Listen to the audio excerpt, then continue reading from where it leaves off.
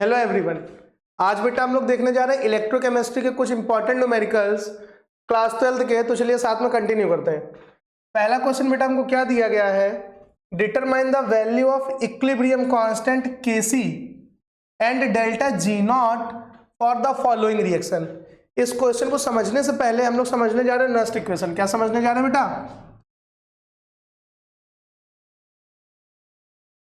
Next equation. Next equation क्या है?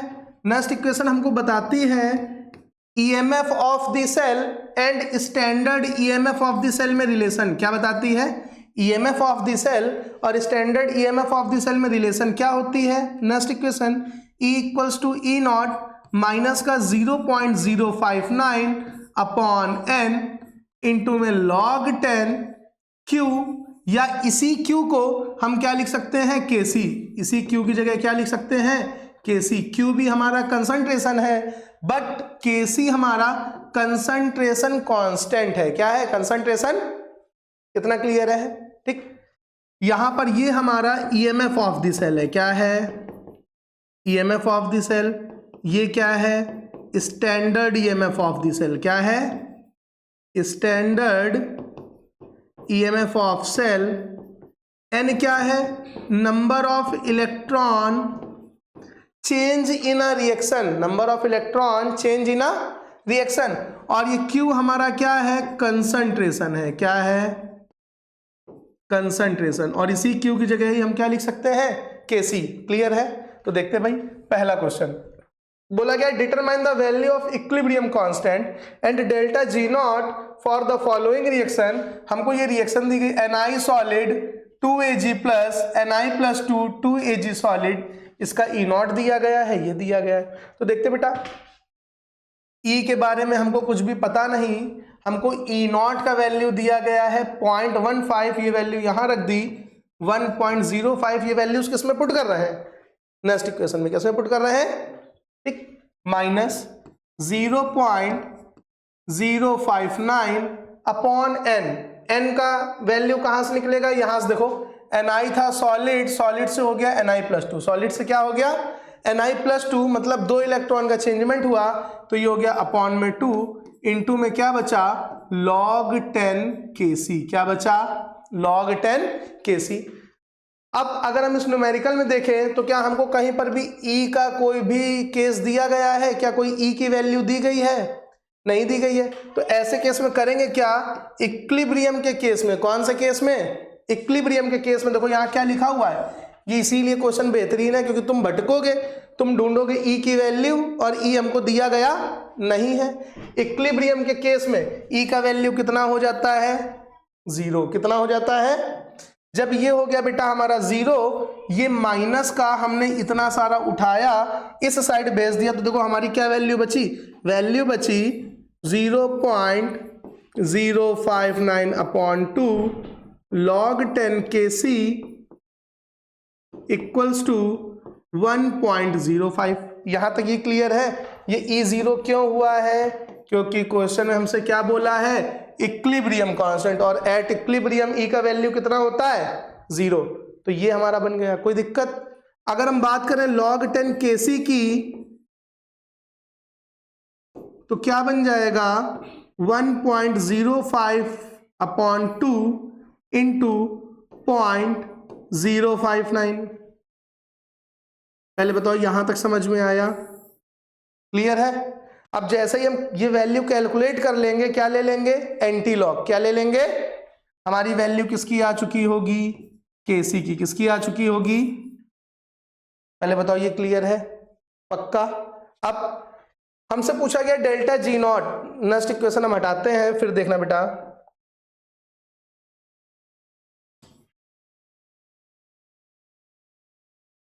अब बात आती है डेल्टा जी नॉट की। तो अगर हम डेल्टा जी की बात करें तो डेल्टा जी हमारा कैसे निकलता है? माइनस का NFe सेल। क्या निकलता है? माइनस का NFe सेल। लेकिन अगर हम यहां नॉट लगा दें तो नॉट हमारा यहां पर भी आ जाएगा। क्लियर है? इधर ध्यान देना। n कितने नंबर ऑफ इलेक्ट्रॉन का चेंजमेंट हुआ है? 2 का। F कितना है? 96500। E नॉट हमारा कितना दिया गया है? 1.0 0.05। पहले बताओ ये चीजें क्लियर है।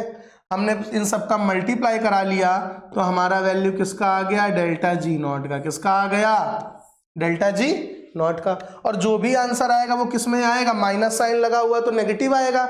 यहीं पर एक चीज और सीखो, ऑप्शनल पूछा गया है क्या, अगर डेल्टा जी नेगेटिव है, कैसा है, नेगेटिव, तो रिएक्शन कैसी होती है, स्पॉन्टेनियस। कैसी होती है, स्पॉन्टेनियस। बातें क्लियर है। सेल कैसा होता है, यूजफुल। सेल कैसा होता है, यूजफुल। अगर यही डेल्टा जी की वैल्यू पॉजिटिव हो जाए, क्या हो जाए, पॉजिटिव, तो सेल कैसा होता है, नॉन स्पॉन्टेनियस। कैसा होता है, नॉन स्पॉन्टेनियस। मतलब हमारा जो सेल होगा वो यूजफुल होगा नहीं। अगर यही डेल्टा जी का वैल्यू 0 हो जाए, ना नेगेटिव ना पॉजिटिव, 0 हो जाए, तो सेल किस में वर्क कर रहा होगा, इक्विलिब्रियम में। किस में वर्क कर रहा होगा, इक्विलिब्रियम में। तो पहले बताओ, पहला क्वेश्चन क्लियर है, समझ में आया। ठीक है भाई, देखते हैं क्वेश्चन नंबर सेकंड क्या बोल रहे हैं। क्वेश्चन नंबर नेक्स्ट कह रहे the molar conductivity of 1.5 m solution of an electrolyte is found to be. देखो बेटा, वैल्यू निकालना सीख जाओ, फॉर्मूला में रखो आंसर। ये क्या लिखा हुआ है, 1.5 m, और कैपिटल M से किसको डिनोट करते हैं, मोलैरिटी को। किसको डोनेट करते हैं, तो मोलैरिटी, मतलब मोलैरिटी हमारी होती कंसंट्रेशन। ये दी गई है 1.5 m। कितना दिया गया है, 1.5 m। फिर हमसे बोल रहे हैं मोलर कंडक्टिविटी। मोलर कंडक्टिविटी को हम कुछ ऐसा डिनोट करते हैं, क्लियर है ना। इसकी वैल्यू कितनी दी गई है, 138.9। कितनी दी गई है, 138.9 साइमन सेंटीमीटर स्क्वायर। यहां तक कोई समस्या हो बताओ, क्लियर है ना। हमसे क्या पूछा गया है, कैलकुलेट द कंडक्टिविटी। क्या पूछा गया है, कैलकुलेट द कंडक्टिविटी। कंडक्टिविटी का मतलब कप्पा पूछा गया है, कटप्पा नहीं। क्या पूछा गया है, कप्पा। अगर अब हम बात करें फॉर्मूले की, तो molar conductivity equals to kappa into 1000 upon में सी। और यही सी कौन सी होती है, मोलैरिटी वाली। कौन सी, तो पहले बताओ ये फॉर्मूला क्लियर है मोलर कंडक्टिविटी का। अब देखो, मोलर कंडक्टिविटी की वैल्यू हमको गिवन है, कंसंट्रेशन की वैल्यू हमको गिवन है, बचा हमारा कप्पा। क्या बचा, कप्पा। दोनों वैल्यू पुट करके कैलकुलेशन कर पाओगे कि नहीं, बातें क्लियर है ना। देखते बेटा नेक्स्ट क्वेश्चन। नेक्स्ट क्वेश्चन क्या बोला गया है, फिर से एज सेम है, देखना थोड़ा सा क्या चेंजमेंट। इस बार हमको कंडक्टिविटी दे दी गई। क्या दे दी गई, कंडक्टिविटी। और कंडक्टिविटी को किससे डिनोट करते हैं, कप्पा से। किससे डिनोट करते हैं, कप्पा से। कह रहे कंडक्टिविटी ऑफ 0.20 m। m का मतलब मोलैरिटी, m का मतलब, तो मोलैरिटी हमको कितनी दी गई है, मोलैरिटी ये दी गई है 0.20 m। इसी को हम मोलैरिटी बोले, या हम बोलते हैं हमको कंसंट्रेशन दी गई है। क्या दी गई है, कंसंट्रेशन। कंडक्टिविटी कितनी दी गई है, 0.025 साइमन सेंटीमीटर स्क्वायर। पूछा क्या गया है, कैलकुलेट इट्स मोलर कंडक्टिविटी। क्या पूछा गया है, मोलर कंडक्टिविटी। मोलर कंडक्टिविटी का फॉर्मूला अभी पीछे भी हम लोग करके आए, क्या, कि कप्पा इंटू 1000 अपॉन सी। और यही सी क्या होता है, मोलैरिटी। क्या होता है, तो देखो कप्पा की वैल्यू तुमको पता, कप्पा की वैल्यू तुमको गिवन, सी की वैल्यू तुमको गिवन। दोनों वैल्यू पुट करने पर मोलर कंडक्टिविटी आ जाएगी कि नहीं, बोलो भाई, क्लियर है ना। अब सुनो, ये क्वेश्चन क्लियर है कि नहीं क्लियर है, पक्का। देखो नेक्स्ट क्वेश्चन बेटा, क्या बोल रहे हैं, कह रहे standard electrode potential E not for Daniel cell 1.1 volt. E not हमको कितना दिया गया है, ई नॉट दिया गया है 1.1 volt. Calculate the delta G not. Delta G not आएगा, तो फिर से सुनो, अभी पीछे देखा था कि delta G equals to minus का NFE cell. Delta G equals to minus का NFE सेल, ये था फॉर्मूला। अगर यहां पर नॉट है तो यहां पर भी नॉट होगा। बातें क्लियर है। अगर इतना क्लियर है तो क्या, देखो बेटा पहले हमें निकालनी एन की वैल्यू। एन की वैल्यू आएगी सेल रिएक्शन से। कहां से आएगी? Transfer of number of electron. तो देखो भाई Zn सॉलिड से क्या हो गया? Zn+2। तो सॉलिड से +2 हुआ, मतलब कितने इलेक्ट्रॉन का चेंजमेंट? 2 का। तो ये n का वैल्यू हमको कितना दिया गया है? क्लियर है ना? f का मतलब फेरेडे। ये फेरेडे दिया गया है 96500। कितना दिया गया है? 96500। 1 फेरेडे इक्वल्स टू, बातें क्लियर है? इतना चार्ज होगा। E0 हमको दिया गया है, सारी वैल्यू उठाकर यहां रख दो तो क्या बना? -2 96500 इंटू 1.1। कोई समस्या हो तो बताओ, कोई प्रॉब्लम आ रहा है ना? तो देखो भाई जब हमने डेल्टा G0 कैलकुलेट किया तो एक आंसर जो आया वो कैसा आया है? नेगेटिव। कैसा आया है? अब मल्टीप्लाई बेटा तुम करवा लोगे ना? क्वेश्चन क्लियर है कि नहीं क्लियर है? पक्का? देखो भाई नेक्स्ट क्वेश्चन, एक बहुत सिंपल सी बात समझना। Calculate the time. हमें क्या बताना है?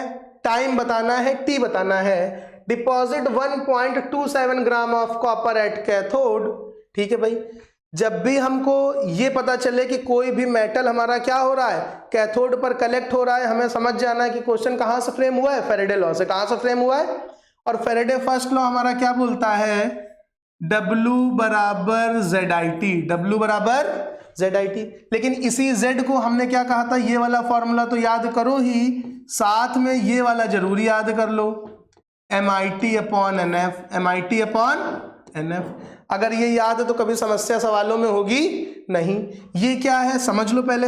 ये जो W है छोटा वाला, ये है वेट। क्या है? Weight of substance. Weight of substance extract on cathode. Extract on cathode. ये वो वेट है जो कैथोड पर हमारा क्या हो गया है? एक्सट्रैक्ट हो गया है। कॉपर का सॉल्यूशन, कॉपर एक्सट्रैक्ट हो रहा है। क्या एक्सट्रैक्ट हो रहा है? कॉपर पर बेस्ड क्वेश्चन है तो ये कॉपर का ही वेट होगा। ये जो छोटा m दिया गया है, ये m हमारा क्या है? ये मोलर मास है। किसका मोलर मास है? ये मोलर मास होगा भरे हुए इलेक्ट्रोलाइट का। किसका होगा? भरे हुए। लेकिन अगर इलेक्ट्रोलाइट की चर्चा ना करी जाए तो फिर ये मोलर मास नहीं, एटॉमिक मास होगा। क्या होगा? मोलर मास नहीं, एटॉमिक मास। अगर इलेक्ट्रोलाइट की बात करें तो मोलर मास, अगर एटम्स की बात करें, किसी एक पर्टिकुलर मेटल की बात करें तो क्या रखेंगे? उसका एटॉमिक मास। आई क्या है हमारा? यहां पर करंट है। कैसे पहचानेंगे? एम्पियर में दिया गई होगी यूनिट इसकी। क्या दी गई होगी? यूनिट। टी हमारा टाइम है। टी हमारा क्या है? टाइम। हम न्यूमेरिकल्स में कैसे पहचानेंगे? यूनिट से। या तो सेकंड होगा, या मिनट होगा, या घंटा होगा। HR, वो घंटा नहीं, HR। ठीक। अब सुनो, सेकंड को हमें किसमें, चाहे इसमें दे चाहे इसमें दे, हमें किसमें आना है? बातें क्लियर है? बात करें n की तो n क्या है? Number of electron exchange. Number of electron exchange. Electrolyte हमारा टूट रहा है, इलेक्ट्रोलाइट हमारा टूट रहा, और जो भी हमारे आयंस थे, कॉपर के आयन, जिंक के आयन, वो कहां आ रहे हैं? कैथोड। ठीक। तो जब आयन आ रहे होंगे तो इलेक्ट्रॉन का क्या कर रहे होंगे? गेन। क्या कर रहे होंगे?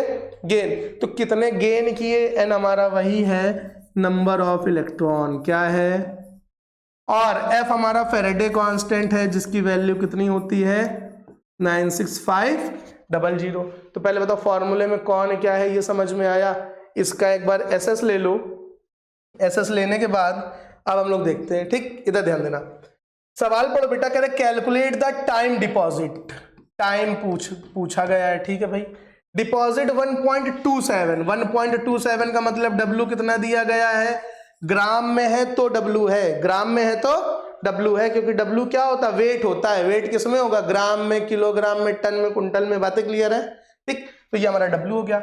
Of copper at cathode when a current of 2 ampere. I हमको कितना दिया गया है? 2 ampere passed through the solution of CuSO4। अब यहां समझना है सॉल्यूशन कौन सा बोला है? CuSO4। तो CuSO4 हमारा कैसे टूटेगा? CuSO4 बेटा हमारा टूटा Cu+2 प्लस का SO4 -2। इतना क्लियर है? ठीक। इतना क्लियर है। अब ये प्लस वाला कहाँ जा रहा है, कैथोड पर। कहाँ जा रहा है, तो देखो ये Cu+2 एक्वस होगा, प्लस का मतलब 2 इलेक्ट्रॉनों की कमी। कितने इलेक्ट्रॉनों की कमी, 2 की, तो इसने 2 इलेक्ट्रॉन गेन किए। इतना क्लियर है, गेन करने का मतलब रिड्यूस्ड हुआ, और रिड्यूस्ड होकर के कॉपर सॉलिड बन गया। क्या बन गया, कॉपर सॉलिड। तो कितने इलेक्ट्रॉन का एक्सचेंजमेंट हुआ है, 2 का। कितने का हुआ है, तो n का वैल्यू 2 है। क्लियर है। सवाल में molar mass of copper, copper का मोलर मास कितना दिया गया है, m का वैल्यू 63.5 कितना दिया गया है, और f का वैल्यू कितना दिया गया है, हमें याद होता है 96500। अब इधर समझो, ये वैल्यूज क्लियर है। अगर क्लियर है तो ध्यान देना, क्या हमको W का वैल्यू पता है, हाँ पता है। क्या हमको m का वैल्यू पता है, हाँ पता है। क्या हमें I और T दिया गया है, तो देखो I हमको दिया गया है लेकिन T हमको बताना है। N और F का वैल्यू गिवन है, हाँ N और F का वैल्यू गिवन है। सब कुछ पुट कर दो और काटने पर काम करो, जितनी जल्दी कटा उतनी जल्दी आंसर। बातें क्लियर है, बोलो भाई। नेक्स्ट क्वेश्चन देखते हैं बेटा, क्या बोला गया नेक्स्ट क्वेश्चन। कह रहे calculate the degree of dissociation. Degree of dissociation मतलब अल्फा बतानी है, अल्फानेस नहीं, क्या बताना है, अल्फा। और अल्फा हमारा क्या होगा, molar conductivity eight known dilution upon molar conductivity at infinite dilution. ये मोलर कंडक्टिविटी किसमें है, नॉन डाइल्यूशन में, ये किसमें है, इनफाइनाइट। अगर मोलर कंडक्टिविटी का रेशियो ना बनाना चाहे तो हम क्या बोल सकते हैं, equivalent conductivity at non dilution और equivalent conductivity at infinite dilution. तो पहले बताओ, ये अल्फा के फॉर्मूले क्लियर है, मतलब हमें क्या निकालना है, मोलर कंडक्टिविटी। क्या निकालना है, मोलर कंडक्टिविटी। हमसे क्या बोला गया, calculate the degree of dissociation. Degree of dissociation का मतलब अल्फा निकालना है। क्या निकालना है, अल्फा। किसका निकालना है, एसिटिक एसिड। एसिटिक एसिड का मतलब CH3COOH का निकालना है। If it's molar conductivity is इतना, तो देखो भैया मोलर कंडक्टिविटी कितनी दी गई है, किसकी दी गई है, एसिटिक एसिड की। किसकी दी गई है, एसिटिक एसिड की। पूरा ही रफ करो पहले। मोलर कंडक्टिविटी ऑफ CH3COOH, और ये हमको कितनी दी गई है, दी गई है 39.05। क्लियर है। हमको ये वैल्यू यहां पर दी गई है, नॉट वाली वैल्यू हमको अलग अलग दी गई है। अब इधर समझना, कोलरास लॉ। सबसे पहले इस क्वेश्चन को करने से पहले हमें क्या सुनना है, कोलरास law.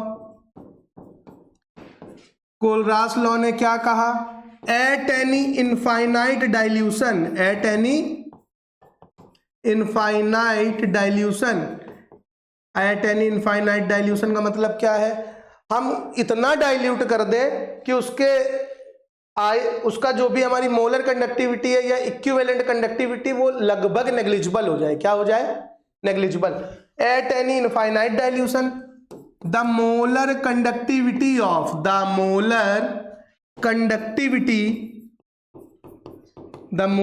conductivity of any solution is equal to the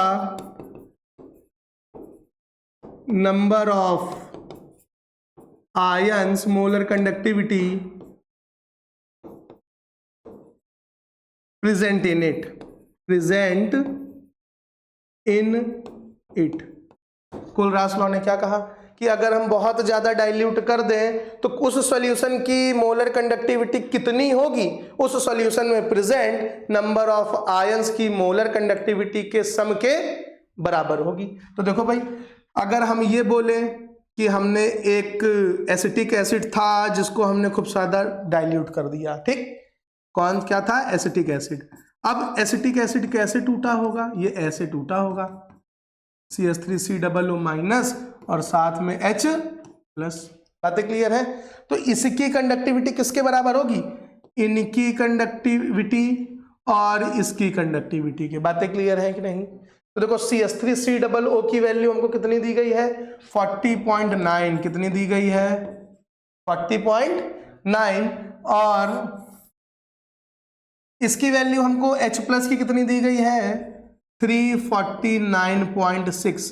तो ये दोनों को जब हम ऐड कर देंगे तो हमारा क्या आ जाएगा, ये आ जाएगा एट इनफाइनाइट CH3COOH की वैल्यू। बातें क्लियर है। अब जब इसको ऐड कर दिया तो ये कितना आया 40.9, 9 6 15 5 1 9 10 0 4 4 8 1 9 और ये 3, ये कितना आ गया 390.5। बातें क्लियर है। ये वैल्यू हमारी बेटा किसकी आ गई है, मोलर कंडक्टिविटी एट इनफाइनाइट। अगर ये क्लियर है तो बताओ पहले, यहां तक क्लियर है। अब सवाल सारा हवा है, सवाल सारा हवा है। हमारे पास ये वैल्यू, हमारे पास ये वैल्यू, हमारे पास दोनों रख देंगे तो आंसर भी हमारे पास। तो भैया रखो, ये लो आंसर, अल्फा बराबर लैम्बडा m कितना दिया गया है 39.05, ये इनफाइनाइट वाला कितना दिया गया है 390.5। बातें क्लियर है। देखो इधर डेसिमल हटा 1 0, डेसिमल हटा 2 0 आया, इतने से इतना काट दो, ये से ये चला गया 1/10, 1/10 का मतलब 0.1, 1/10 का मतलब। तो पहले बताओ चीजें क्लियर है, बताओ भाई। अब एक लास्ट क्वेश्चन और देख लो, ठीक, बस उसके बाद आराम से बेटा देखते हैं। ये क्वेश्चन बहुत बार पूछा गया है, चाहे CBSE बोर्ड हो चाहे यूपी बोर्ड हो, पूछा ही पूछा गया है। एक लास्ट क्वेश्चन, लास्ट, ठीक। देखो बेटा, कर the electrical resistance of a column 0.5 m, हमें कैसे पहचानना है वैल्यूज को, यूनिट से। किससे पहचानना है, m में दिया है, कंसंट्रेशन है, मोलैरिटी है, दी गई है 0.05, ठीक है भाई।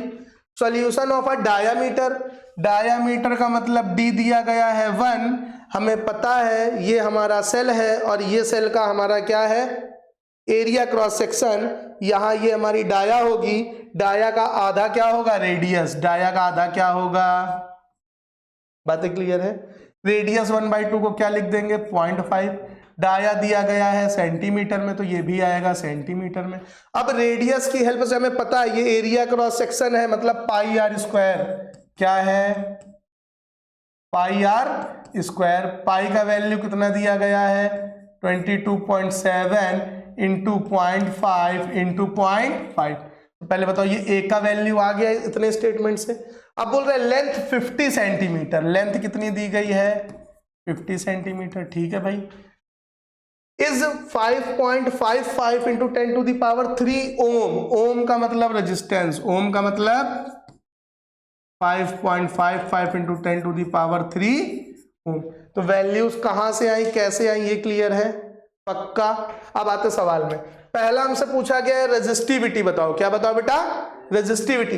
रेजिस्टिविटी का formula rho equals to RA/L, rho equals to, पहला हमसे पूछा गया रेजिस्टिविटी, रेजिस्टिविटी का फॉर्मूला होता है रो, और रो बराबर क्या होता है RA/L, क्या होता है RA/L।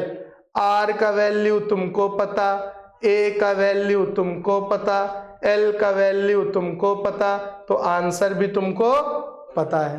बातें क्लियर है, बोलो भाई। तो पहला तो हमारा हो गया ये कि रो हमारा क्या है कंडक्टिविटी है, सॉरी रेजिस्टिविटी है, और रेजिस्टिविटी का फॉर्मूला RA/L, वैल्यूज गिवन है, कर लोगे। बातें क्लियर है। अब दूसरा क्या पूछा गया कंडक्टिविटी, तो सुनना, reciprocal of resistivity, reciprocal of known as conductivity, known as, तुमने जब ये तीनों वैल्यूज रख दी, रो आ गया, तुमने कर दिया 1/रो, क्या कर दिया 1/रो, तो हमारा कंडक्टिविटी आ गया। कंडक्टिविटी को कप्पा से डिनोट करते, किससे, कप्पा से। पहले बताओ ये क्लियर है कि नहीं। दूसरा आंसर आ गया क्या कंडक्टिविटी, क्या आ गया कंडक्टिविटी आ गया। बोलो भाई ये क्लियर है। अब बचता है हमारा last molar conductivity. Molar conductivity हम कैसे निकालेंगे, हम करके बैठे हुए हैं। Molar conductivity equals to kappa into 1000/m, या इसी को बोलते हैं C। तो देखो इसकी वैल्यू बतानी है, कप्पा तुमने यहां से कैलकुलेट किया, m तुमको कितना दिया गया है 0.05, कितना दिया गया है, दोनों वैल्यूज यहां पुट कर दिया और हमारा आंसर आ गया। बातें क्लियर है? ठीक, तो मिलते हैं बेटा नेक्स्ट क्लास में। इस वीडियो को कायदे से शेयर करिए। थैंक यू बेटा।